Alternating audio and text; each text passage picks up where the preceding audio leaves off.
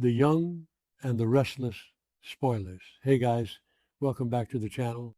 Today is Tuesday, and honestly, it's a beautiful day outside, but I've been sitting here staring at my screen for hours, trying to process what just happened on Y&R.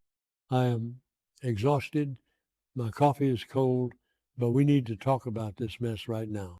Let's just dive right in because my brain is spinning. So, we have to talk about Kyle Abbott and Diane and this whole absolute nightmare situation with Dr. Lawrence Markham. I mean, we all knew this storyline was getting dark, but I don't think any of us were prepared for the level of chaos that just exploded on our screens. Last week, we saw Jack desperately trying to figure out where his wife was, while Patty Williams was playing her sick, twisted mind games, showing Jack that staged photo of Diane in a padded cell, blackmailing him for sex. It was gross. It was so gross. I mean, think about the history there. Patty Williams has been obsessed with Jack for decades. She shot him. She poisoned Summer. She has done unspeakable things. And now she's using Diane's life as a bargaining chip to force Jack into bed with her, to recreate some twisted fantasy from a yacht years ago. It makes my skin crawl. Jack was losing his mind. He was so terrified that if he didn't give in to Patty, Diane would be lost forever. He was probably moments away from actually sacrificing himself to Patty's demands just to get the location of that padded cell. But Kyle wasn't going to sit around and wait for Patty to dictate their lives. And thank God for Kyle, right? Because Detective Burrow was absolutely useless, asking if Diane just ran off on her own. Are you kidding me? After everything Diane has done to rebuild her life and her place in the Abbott family, she wouldn't just vanish. Kyle knew that. Kyle has always known that. He loves his mother so much, he would literally do anything to save her. And honestly, watching him go rogue and track down this creepy, strange house where Markham was keeping her was intense. So Kyle actually manages to break into Markham's house, and let me tell you, the atmosphere in this place was suffocating. Just straight up horror movie vibes. The barred windows, the weird, sterile feeling of the rooms, and of course, those books by Dr. Alan Laura sitting on the shelf, which, by the way, the fans on social media are losing their minds over.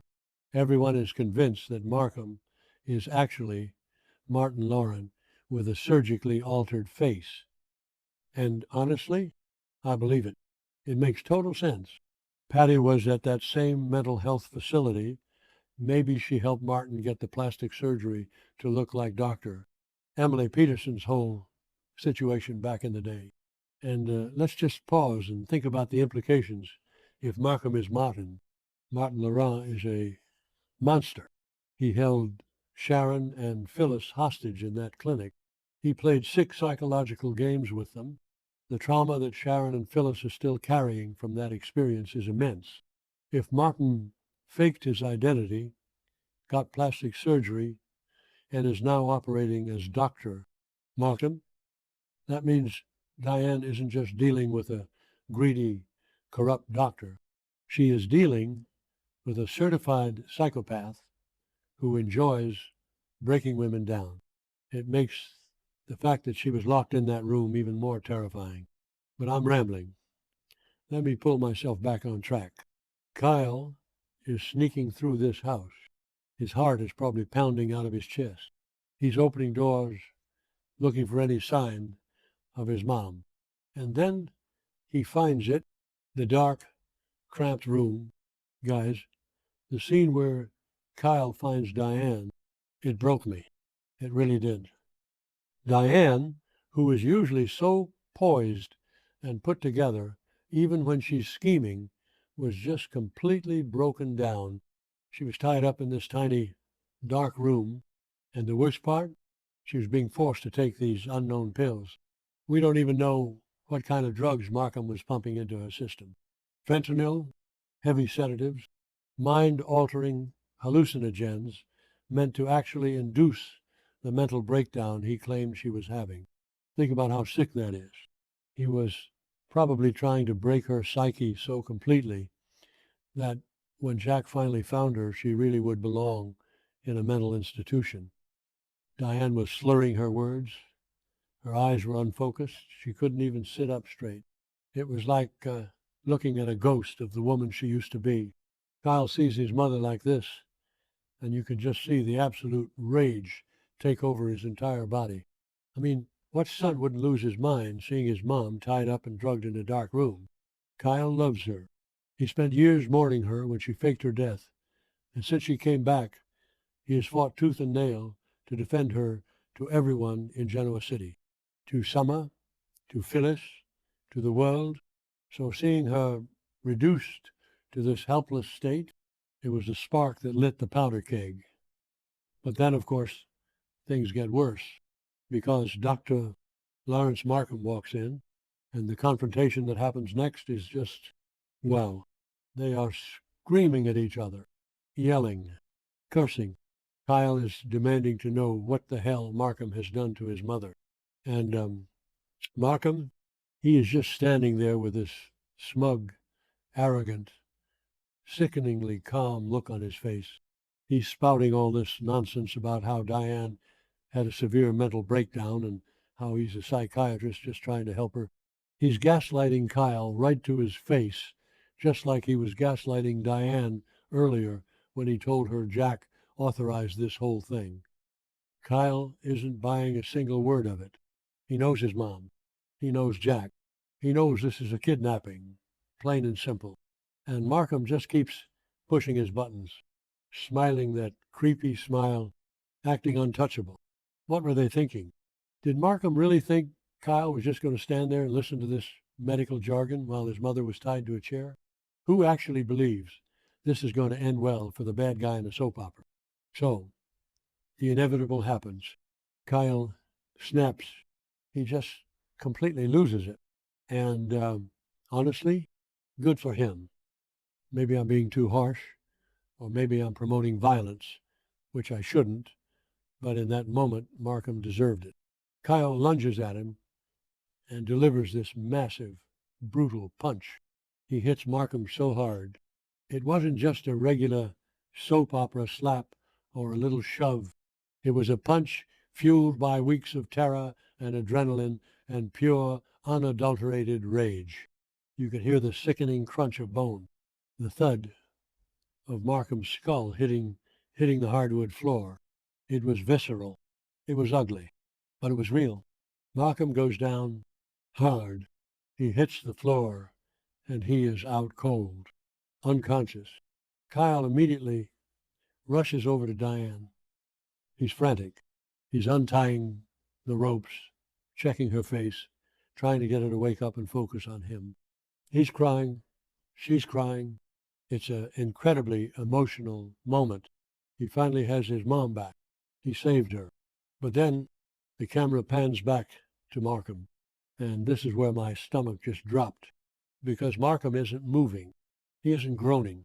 He isn't twitching. Kyle looks over. And you can see the exact moment the panic sets in. Markham is no longer breathing. Let me repeat that. The man is not breathing. Did Kyle just kill him? Did Kyle Abbott just commit manslaughter? I mean, I know it was self-defense or defense of another, but Kyle hit him so hard that he might have actually killed a man. It's terrifying. The silence in that room was deafening. Just the sound of Diane's heavy, drugged breathing and Kyle's panicked gasps. They don't stick around to do CPR. Kyle is in pure survival mode. He grabs Diane, supports her weight because she can barely walk thanks to whatever those pills were, and they just run. They flee the house. The drive back to the Abbott mansion must have been agonizing. Just imagine it. Kyle gripping the steering wheel, his knuckles completely white. The silence in the car, only broken by Diane's shallow, drugged breathing in the passenger seat. Kyle looking over at her every 5 seconds to make sure she was still alive, while his brain is screaming at him about the man he left dead on the floor. He didn't call 911. He didn't call the police. He just ran. And legally, that is the worst possible thing you can do. Fleeing the scene of a crime, even if it was self-defense, makes you look guilty. It makes you look like a murderer. And now they are back at the Abbott mansion. Diane is safe. Jack is going to be out of his mind with relief. I can just picture Jack breaking down in tears, holding Diane, realizing he doesn't have to sleep with Patty Williams to save his wife. But there is a massive dark cloud hanging over this reunion because Kyle is going to have to look his father in the eye and tell him what he did. He's going to have to say, Dad, I found her, but I think I killed the man who took her. Because what happens now? Will the police arrest Markham? Well, they can't arrest him if he's dead. If Markham is dead, this isn't a kidnapping case anymore. It's a homicide investigation, and Kyle's fingerprints are all over that house. His DNA is probably on Markham's face. What if Markham isn't dead, but just in a deep coma? What if he wakes up and accuses Kyle of attempted murder? And let's zoom out for a second, talk about the bigger pattern here. If Markham really is Martin Laurent in a new face, this is going to drag Sharon and Phyllis right back into the nightmare. Remember a few episodes ago when they were hinting that Sharon and Phyllis might have to team up to save Diane?